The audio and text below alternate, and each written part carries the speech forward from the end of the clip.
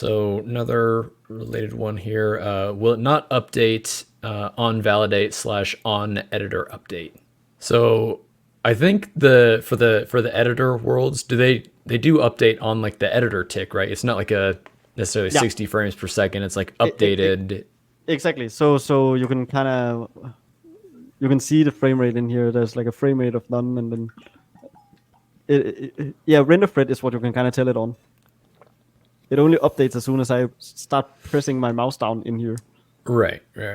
It's making actual changes there. Yeah, and actually, there's another way of seeing it. If you go into I don't. Do you know this? Because I know a lot of people don't. Um, You type internal when you're in the help menu, about Unity menu, so and you then it goes in. literally you type internal. Yeah, IN internal. INTERNL. ERNAL. Yeah, and then you notice it gets this little dot here, and that kind of Okay. shows you how Oh yeah, often and I that see it. It's on all the windows now. it is on every single window, and that will now show you how often that window updates. Whoa. Yeah, there you go, new trick. The more you know. I did not know And that one.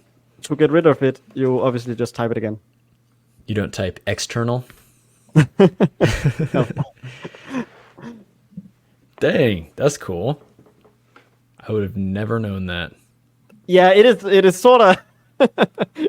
I think it is in our docs. Otherwise, I just gave a oops. Nah, I don't think this is. Interesting. I don't know if it's I It, guess it it's is. one of those things like couldn't hurt to just have it on. Like I don't know if it's like particularly like useful for anything, but No, it is. This doesn't hurt to have on that much. It's not like debug safety mode. new New Unity Unity Easter egg Easter egg. just dropped. This one's going on the Clips channel for sure. Subscribe to Hot Path Show Clips channel, by the way. Yes.